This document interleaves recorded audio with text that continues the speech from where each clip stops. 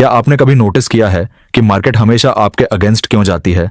आप बाय करते हो तो प्राइस डाउन, सेल करते हो तो प्राइस अप। आपका स्टॉप लॉस हिट होने के तुरंत बाद मार्केट एग्जैक्टली आपकी डायरेक्शन में चला जाता है। या फिर जब आप ब्रेकआउट देखकर एंट्री लेते हो तो प्राइस इमीडिएटली रिवर्स हो जाता है और आप लॉस में फंस जाते हो। ट्रेडर्स, ये सब कोइंसिडेंस नहीं है, ये लिक्विडिटी की गेम है, और अगर आप इसे समझ गए तो आप रिटेल ट्रैप से बाहर आ सकते हो। आज के इस वीडियो में मैं आपको 4 एडवांस्ड लिक्विडिटी कॉन्सेप्ट्स डिटेल में समझाऊंगा जो लिटरली आपकी ट्रेडिंग को ट्रांसफॉर्म कर देंगे। हम देखेंगे कि लिक्विडिटी क्या होती है, स्मार्ट मनी कैसे रिटेल ट्रेडर्स को ट्रैप करती है, और मोस्ट इंपॉर्टेंटली आप कैसे इन ट्रैप्स से बच सकते हो और प्रॉफिटेबल ट्रेड्स ले सकते हो। यह वीडियो थोड़ा डिटेल्ड होगा, बट ट्रस्ट मी, अगर आपने इन कॉन्सेप्ट्स को मास्टर कर लिया तो आप उन 5% सक्सेसफुल ट्रेडर्स में आ जाओगे। तो वीडियो को एंड तक देखें। चलिए शुरू करते हैं। सबसे पहले समझते हैं लिक्विडिटी एक्चुअली होती क्या है। आसान भाषा में समझिए तो लिक्विडिटी का मतलब होता है वो जगह जहां मार्केट में बहुत सारे ऑर्डर्स पड़े होते हैं, खासकर स्टॉप लॉस ऑर्डर्स और पेंडिंग ऑर्डर्स। जब भी आप कोई ट्रेड लेते हो और उस पर स्टॉप लॉस लगाते हो तो असल में वो एक ऑपोजिट ऑर्डर बन जाता है जो मार्केट में पहले से प्लेस्ड रहता है, ट्रिगर होने का वेट करता हुआ। अब जरा सोचिए, हजारों रिटेल ट्रेडर्स एक जैसी साइकोलॉजी फॉलो करते हैं। ज्यादातर लोग अपना स्टॉप लॉस स्विंग हाई के ऊपर या स्विंग लो के नीचे रखते हैं क्योंकि उन्हें यही तरीका सिखाया जाता है। नतीजा यह होता है कि इन मेजर लेवल्स के आसपास बहुत सारे स्टॉप लॉस ऑर्डर्स इकट्ठा हो जाते हैं। इसी को हम कहते हैं लिक्विडिटी पूल। यह प्राइस के लिए बिल्कुल मैग्नेट की तरह काम करता है। अब यहां असली ट्विस्ट आता है। बड़े इंस्टीट्यूशनल ट्रेडर्स और मार्केट मेकर्स, जिन्हें हम स्मार्ट मनी कहते हैं, उन्हें अपनी बड़ी बड़ी पोजीशंस फिल करने के लिए लिक्विडिटी चाहिए होती है। अगर वो डायरेक्टली मार्केट में भारी क्वांटिटी बाय या सेल कर दें तो प्राइस बहुत तेज भाग जाएगी और उनका एवरेज प्राइस खराब हो जाएगा। इसलिए वो एक चाल चलते हैं। वो जानबूझकर प्राइस को उन्हीं जोन्स में ले जाते हैं जहां रिटेल ट्रेडर्स की लिक्विडिटी पड़ी होती है। वहां पहुंचकर रिटेल ट्रेडर्स के स्टॉप लॉसेस ट्रिगर होते हैं और उसी लिक्विडिटी का यूज करके स्मार्ट मनी अपने बड़े ऑर्डर्स फिल कर लेती है। इसके बाद प्राइस को अपनी असली डायरेक्शन में तेजी से मूव करा देती है। यही सबसे बड़ा रीजन है कि लगभग 90% रिटेल ट्रेडर्स लॉस करते हैं, क्योंकि उन्हें पता भी नहीं चलता और वो स्मार्ट मनी के लिए लिक्विडिटी प्रोवाइडर बन जाते हैं। लेकिन आज के बाद आप ये गेम समझ चुके होंगे कि लिक्विडिटी कैसे काम करती है, प्राइस क्यों अजीब तरीके से लेवल्स के ऊपर नीचे जाती है और असली प्लेयर्स मार्केट को कैसे मूव करते हैं।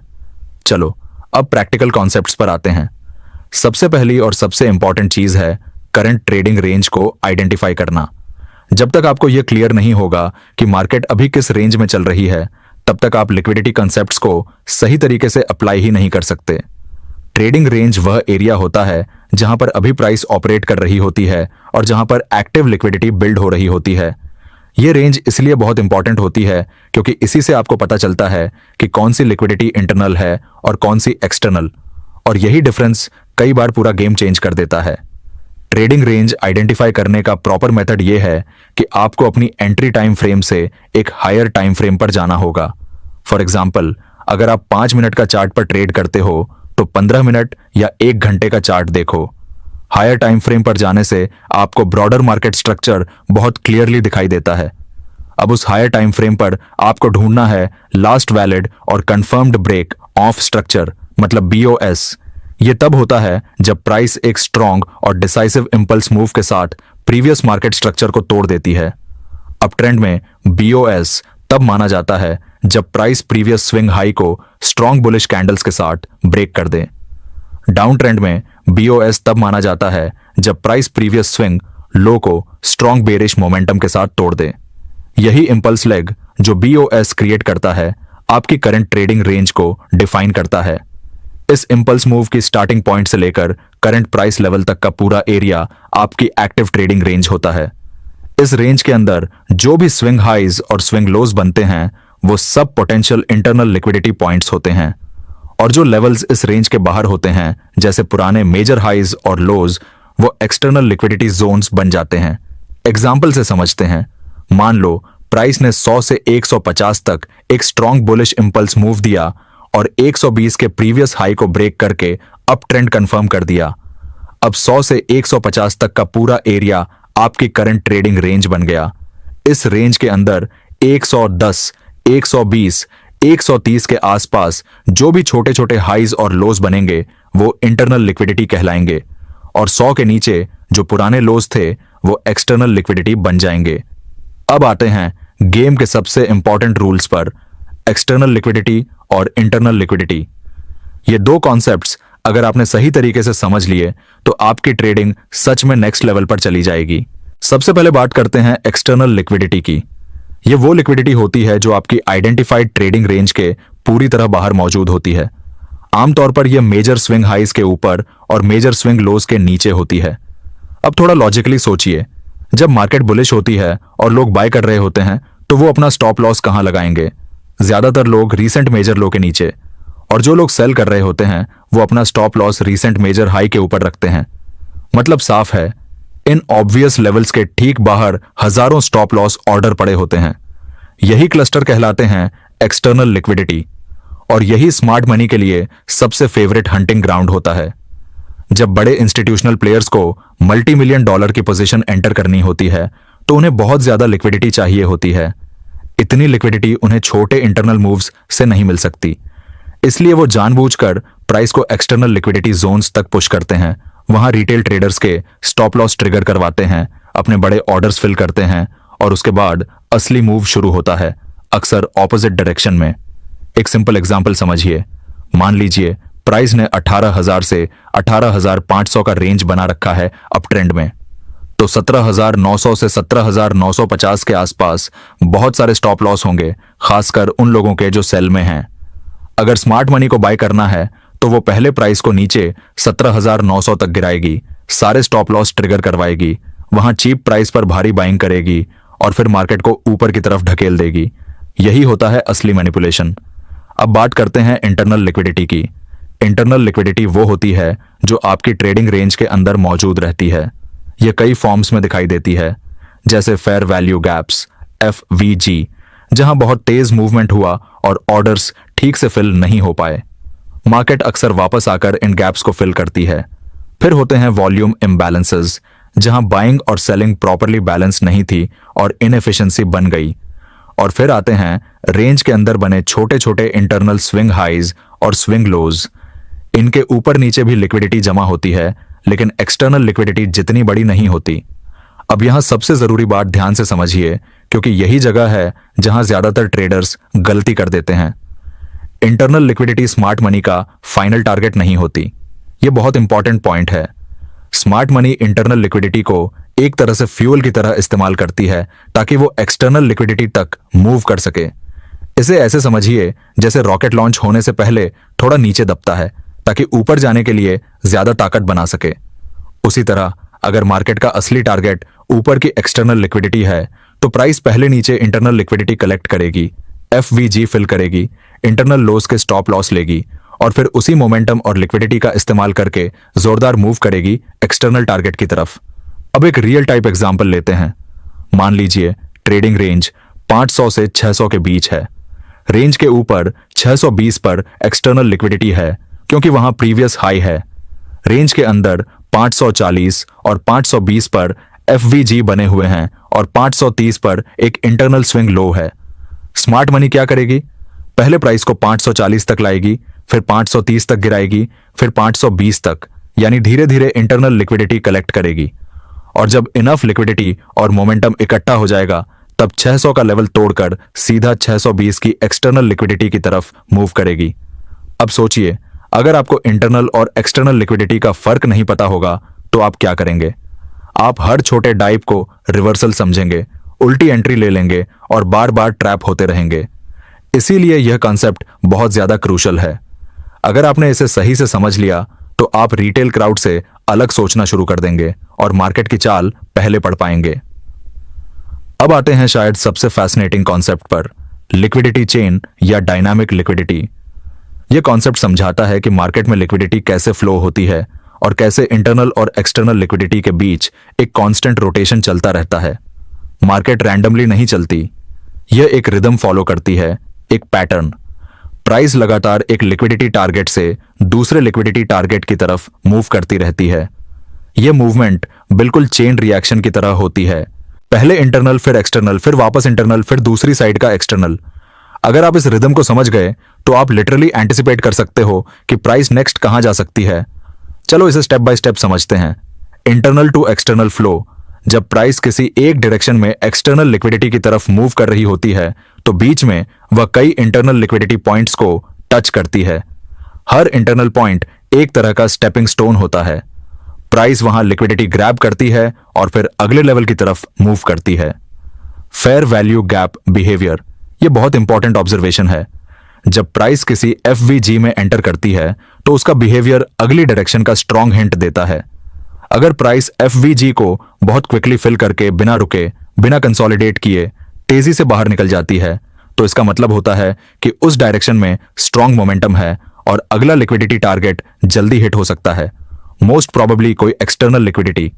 लेकिन अगर प्राइस एफवीजी में एंटर करने के बाद वहीं रुकने लगती है, स्मॉल रेंज में मूव करती है, विक्स बनाती है या स्ट्रगल करती हुई दिखती है तो यह इंडिकेट करता है कि पहले ऑपोजिट डायरेक्शन की लिक्विडिटी ग्रैब की जा सकती है।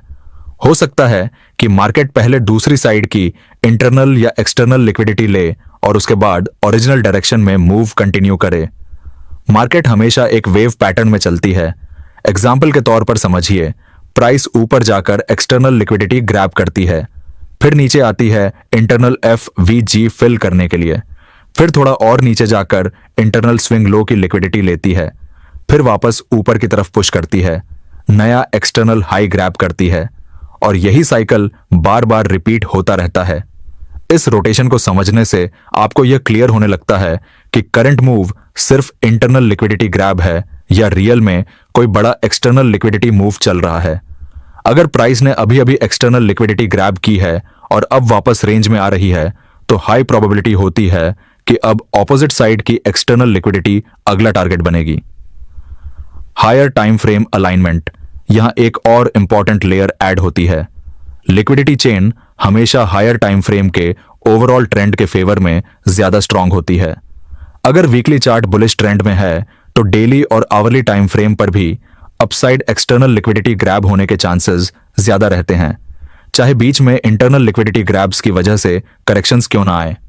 फॉर एग्जाम्पल, अगर ओवरऑल ट्रेंड बुलिश है और प्राइस नीचे की इंटरनल लिक्विडिटी ग्रैब करती है तो ज्यादातर केसेस में यह सिर्फ टेम्परेरी डाइप होता है और प्राइस को आगे चलकर ऊपर की एक्सटर्नल लिक्विडिटी की तरफ जाना चाहिए।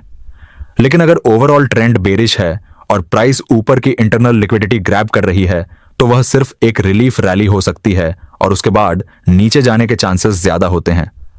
और अब आते हैं सबसे पावरफुल और प्रैक्टिकल कॉन्सेप्ट पर, लिक्विडिटी स्वीप।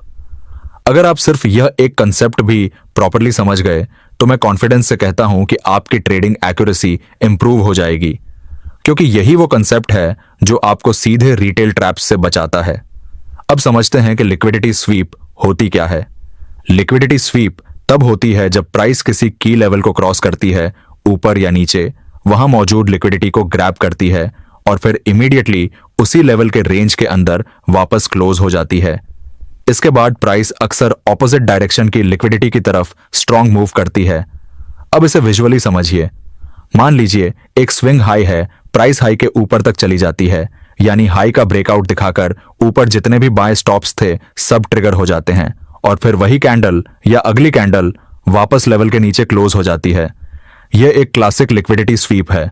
जिन ट्रेडर्स के स्टॉप लॉस हाई के ऊपर थे वो सब हिट हो गए, उन्हें लगा ब्रेकआउट हो गया। कई लोगों ने वहीं ब्रेकआउट पर बाय भी किया होगा, लेकिन प्राइस तुरंत रिवर्स होकर नीचे चली गई और सब ट्रेडर्स ट्रैप हो गए। अब यहां सबसे इंपॉर्टेंट डिस्टिंक्शन आती है जो बहुत कम लोग जानते हैं। पहला, हाई प्रोबेबिलिटी स्वीप्स। ये वो स्वीप्स होती हैं जो एक्सटर्नल लिक्विडिटी लेवल्स को टारगेट करती हैं, मतलब ट्रेडिंग रेंज के बाहर बने मेजर स्विंग हाइज या लोज। जब एक्सटर्नल लिक्विडिटी स्वीप होती है और प्राइस वापस रेंज के अंदर क्लोज हो जाती है तो यह एक extremely high probability reversal setup बन जाता है। क्यों? क्योंकि एक्सटर्नल लिक्विडिटी पर मैसिव ऑर्डर्स पड़े होते हैं। जब स्मार्ट मनी वहां से अपनी पोजीशंस फिल कर लेती है तब वो रिवर्स डायरेक्शन में रियल मूव शुरू करती है। यह सेटअप इतना रिलायबल होता है कि कई प्रोफेशनल ट्रेडर्स सिर्फ इसी टाइप की स्वीप पर ट्रेड करते हैं। एग्जाम्पल समझिए। मान लीजिए ट्रेडिंग रेंज 500 से 550 है और 480 पर एक मेजर एक्सटर्नल लो है जहां बहुत सारी लिक्विडिटी है। प्राइस 478 तक स्पाइक करती है, यानी 480 लेवल को स्वीप करती है, सारे स्टॉप्स ट्रिगर होते हैं और फिर प्राइस 485 पर क्लोज हो जाती है वापस लेवल के ऊपर। यह एक high quality bullish sweep setup है। यहां प्रोबेबिलिटी बहुत ज्यादा होती है कि अब प्राइस ऊपर जाएगी ऑपोजिट साइड की एक्सटर्नल लिक्विडिटी ग्रैब करने। दूसरा, लो प्रोबेबिलिटी स्वीप्स। ये वो स्वीप्स होती हैं जो ट्रेडिंग रेंज के अंदर बने छोटे स्विंग पॉइंट्स को स्वीप करती हैं। ये ज्यादातर ट्रैप्स होती हैं। बहुत सारे ट्रेडर्स इन्हें देखकर तुरंत रिवर्स ट्रेड ले लेते हैं, यह सोचकर कि ट्रेंड पलट गया, लेकिन ये अक्सर सिर्फ टेम्पररी मूव्स होती हैं। इंटरनल स्वीप्स कई बार स्मार्ट मनी का तरीका होती है इंटरनल लिक्विडिटी ग्रैब करने का, जब उनका असली टारगेट एक्सटर्नल लिक्विडिटी की तरफ होता है। अगर आप इन पर रिवर्स ट्रेड लोगे तो ज्यादातर केसेस में ट्रैप हो जाओगे।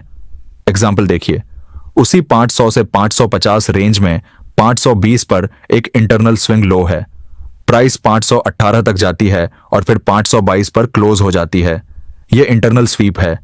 अगर आप यहां बाय कर लेते हो यह सोचकर कि रिवर्सल हो गया, लेकिन अगर ओवरऑल मूव नीचे एक्सटर्नल लिक्विडिटी की तरफ है तो प्राइस आगे और गिरेगी और आप लॉस में फंस जाओगे। अब आते हैं प्रैक्टिकल ट्रेडिंग सेटअप पर, यानी इसे ट्रेड कैसे करना है। सबसे पहले ट्रेडिंग रेंज आइडेंटिफाई करो और एक्सटर्नल लिक्विडिटी जॉन मार्क करो। फिर एक्सटर्नल लिक्विडिटी स्वीप का वेट करो। देखो कि प्राइस लेवल को स्वीप करके वापस रेंज में क्लोज हो रही है या नहीं, और रिजेक्शन दिख रहा है या नहीं, जैसे लॉन्ग विक। उसके बाद ऑपोजिट डायरेक्शन में एंट्री लो। अगर बुलिश स्वीप है तो बाय और बेरिश स्वीप है तो सेल। स्टॉप लॉस स्वीप के एक्सट्रीम से थोड़ा बाहर लगाओ और टारगेट ऑपोजिट साइड का एक्सटर्नल लिक्विडिटी जोन रखो। यह एक मैकेनिकल और रिपीटेबल सेटअप है जो प्रॉपरली फॉलो किया जाए तो कंसिस्टेंटली काम करता है। तो ट्रेडर्स, आज हमने 4 game changing liquidity concepts cover किए। Trading range identification, external versus internal liquidity, liquidity chain dynamics और लिक्विडिटी स्वीप्स। ये कॉन्सेप्ट्स थोड़े एडवांस्ड जरूर हैं, लेकिन यही वो एक्चुअल मैकेनिक्स हैं जिनके बेसिस पर प्रोफेशनल ट्रेडर्स और इंस्टीट्यूशंस ट्रेड करते हैं। मैं जानता हूं कि ये सब एक ही वीडियो में मास्टर नहीं हो सकता।